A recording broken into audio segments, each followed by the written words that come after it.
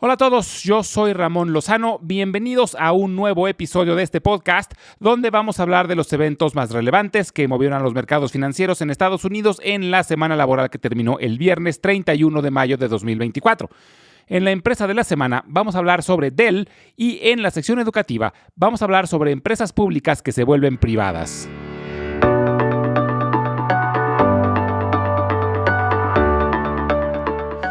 Fue una semana corta debido a que los mercados estuvieron cerrados el lunes en conmemoración a Memorial Day y que terminó con pérdidas para los principales índices.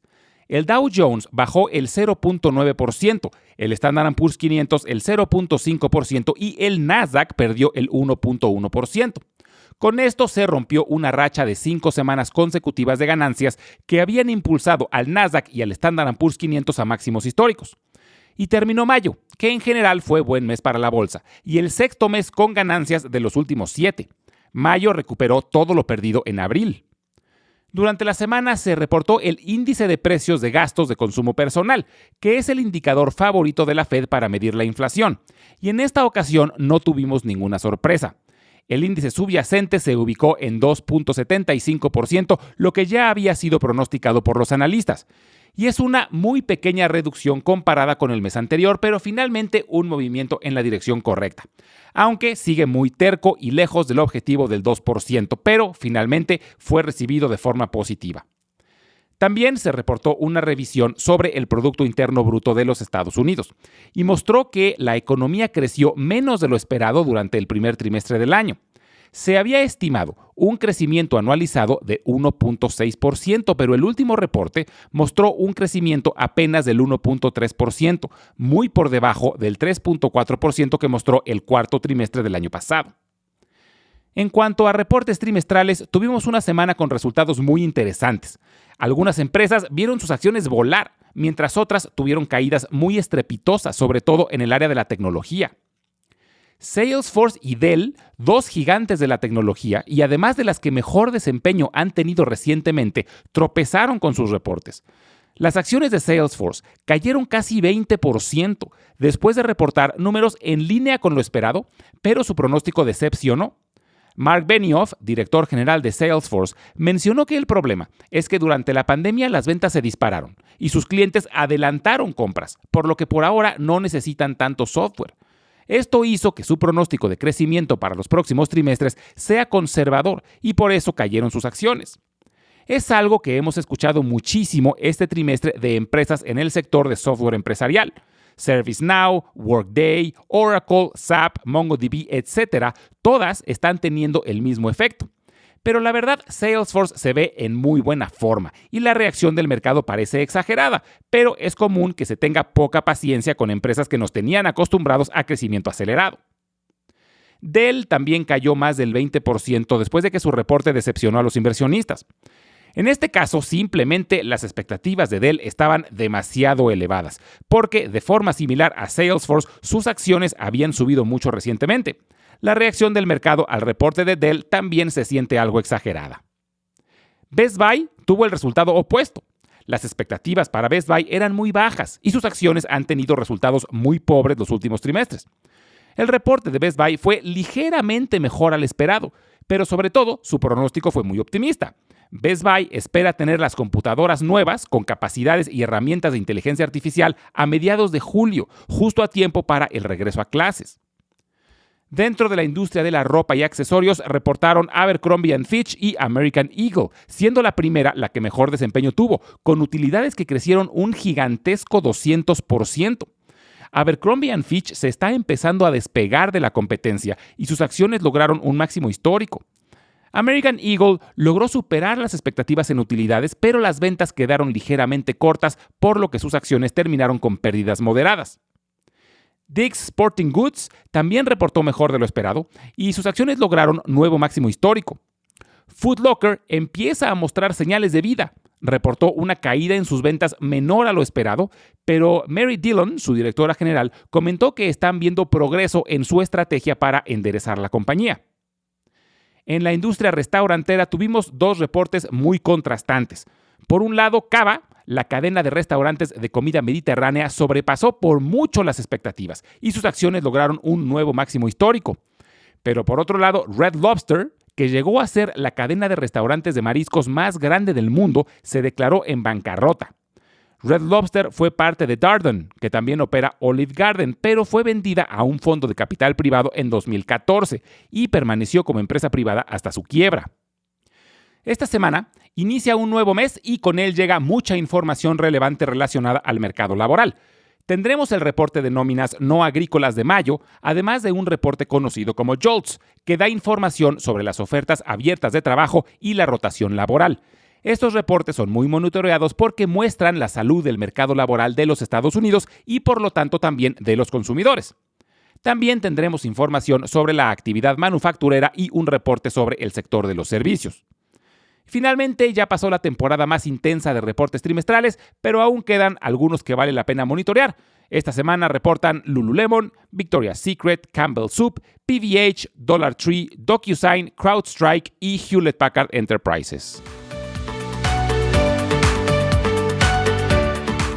En la empresa de la semana, vamos a hablar sobre Dell. Su símbolo es DELL. Dell Technologies Inc.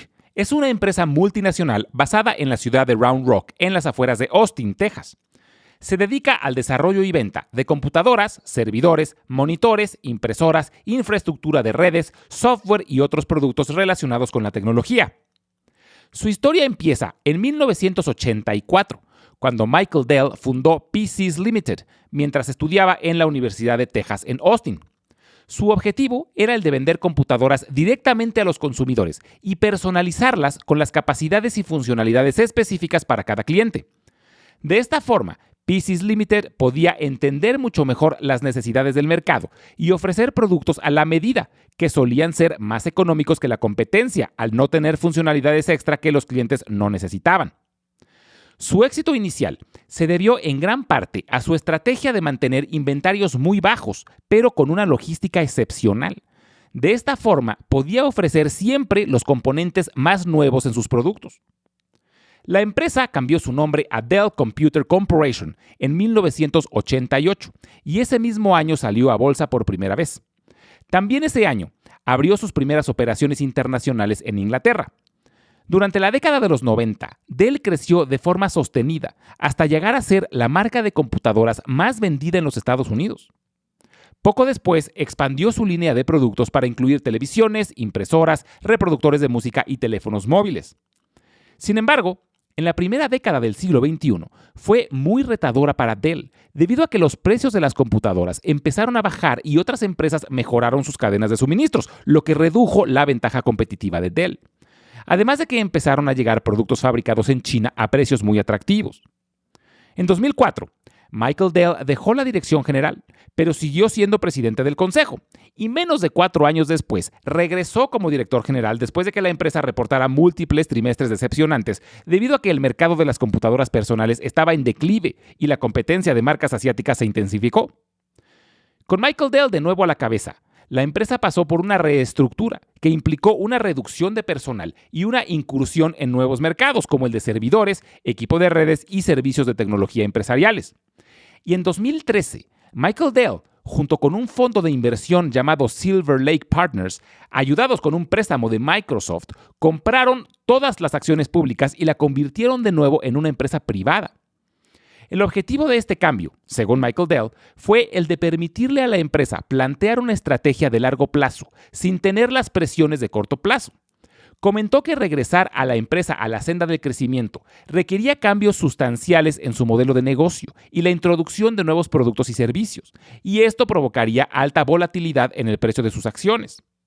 Otra posible razón pudo ser que el precio de las acciones de Dell estaba muy bajo debido a la caída en sus ventas, lo que creaba el riesgo de que otra empresa intentara la adquisición hostil y Michael Dell perdiera el control de su propia compañía. 2 años después de convertirse de nuevo en empresa privada, Dell compró una empresa llamada EMC Corporation, que en su momento fue la compra más grande de la historia en el sector de la tecnología. EMC se dedicaba a la computación en la nube y virtualización. En 2018, 5 años después de haberse convertido en empresa privada, Dell salió a bolsa por segunda vez y cambió su nombre a Dell Technologies. Actualmente, Dell cuenta con más de 120,000 colaboradores y su valor de mercado ronda los $100,000 millones, lo que la ubicaría cerca del número 90 dentro del Standard & Poor's 500, pero curiosamente no forma parte de ese índice. Sus acciones han tenido un desempeño espectacular desde su segunda salida a bolsa, aunque justo esta semana sufrieron un descalabro del 17% después de reportar números ligeramente por debajo de las expectativas. Pero es uno de esos casos donde las expectativas estaban demasiado elevadas, porque en general los prospectos actuales de Dell se ven muy buenos. Se ha posicionado como uno de los mejores implementadores de tecnología. Es decir, empresas que quieran implementar soluciones en inteligencia artificial y, por ejemplo, aprovechar las capacidades de la tecnología de NVIDIA y otras, necesitan de empresas como Dell para instalar la infraestructura básica y ponerla a funcionar. Además de que sus servidores tienen mucha demanda y sus computadoras personales probablemente tengan un impulso con las nuevas soluciones de inteligencia artificial que está prometiendo Microsoft, pero que requieren computadoras más potentes. Hemos hablado en el pasado de que una empresa pública es aquella en la cual sus acciones se comercializan en bolsa y por lo tanto cualquier persona o institución puede comprar acciones y ser en parte dueño.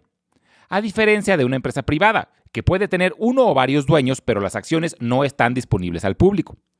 Lo más común es que una empresa empiece siendo privada y si crece hasta tener un tamaño considerable, algunas decidan salir a bolsa y convertirse en empresas públicas. Pero en ocasiones, empresas públicas deciden dejar de cotizar en bolsa y regresar a ser empresas privadas. Esta no es una decisión sencilla y suele involucrar una inversión gigantesca, ya que hay que comprar todas las acciones disponibles. Hay varias razones por las cuales una empresa puede decidir regresar a ser empresa privada. Para empezar, las empresas públicas tienen que cumplir con regulaciones que suelen ser muy costosas y requieren mucho tiempo, como auditorías independientes y reportes trimestrales. Otro problema que suelen tener las empresas públicas es que muchos inversionistas compran sus acciones con el único objetivo de que suban de precio en el menor tiempo posible. Esto las presiona a tomar decisiones de corto plazo que no siempre son la mejor opción para el largo plazo. Con menos requerimientos, las empresas privadas tienen mayores recursos para enfocarse en estrategias de largo plazo. Entonces, ¿por qué no todas las empresas lo hacen? Bueno, porque es muy caro. Se requiere comprar todas las acciones y para eso generalmente se necesita asociarse con algún fondo de inversión que esté dispuesto a participar, además de que normalmente estas compras se hacen apalancadas, es decir, solicitando un crédito, en ocasiones un crédito muy grande que genera un costo adicional además de un gran riesgo. Y es curioso que el hecho de que una empresa se convierta en privada, por lo general es muy positivo para los accionistas existentes, porque para comprar todas las acciones, el comprador tiene que ofrecer un buen precio, o de lo contrario no se las venderían. Es prácticamente igual a cuando la empresa va a ser adquirida por otra, que la empresa compradora tiene que ofrecer un premio por las acciones para que los accionistas estén dispuestos a vender. En el caso de volverse privada sucede exactamente lo mismo, solo que la empresa no es absorbida por una más grande, sino que la compran inversionistas particulares y sigue operando de forma independiente. Generalmente, el objetivo de quien la vuelve privada es reestructurarla, hacerla crecer sin las complejidades y obligaciones de una empresa pública, y una vez que se ha reestructurado, normalmente vuelve a salir a bolsa. No siempre, pero comúnmente el fondo de inversión que participó en la compra busca, por obvias razones, tener un beneficio económico en el proceso, y saliendo a bolsa es una forma rápida de hacerlo. Algunos ejemplos de empresas grandes que se han vuelto privadas han sido Dell, de la que hablamos en la empresa de la semana, Twitter, que recientemente fue adquirida por Elon Musk y que cambió su nombre a X. Esta sigue siendo privada, pero es probable que eventualmente salga de nuevo a bolsa. Hilton, que fue adquirida en 2007 por Blackstone y salió de nuevo a bolsa en 2013. Kinder Morgan, también en 2007 y duró siendo privada menos de 4 años.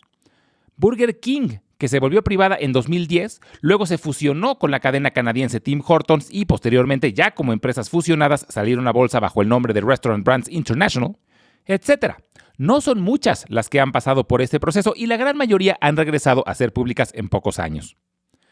Como siempre, les recuerdo que las transcripciones de todos los episodios las estaremos subiendo al blog que se encuentra en la página www.ramonlog.com y los invito a visitar nuestro canal de YouTube, que lo pueden encontrar como Invertir en la Bolsa Podcast. Ahí podrán encontrar los audiogramas y videos educativos. Finalmente, les dejo mi correo electrónico por si tienen alguna duda, comentario o sugerencia. Es ramonlog@yahoo.com. Muchas gracias y nos escuchamos en el próximo episodio.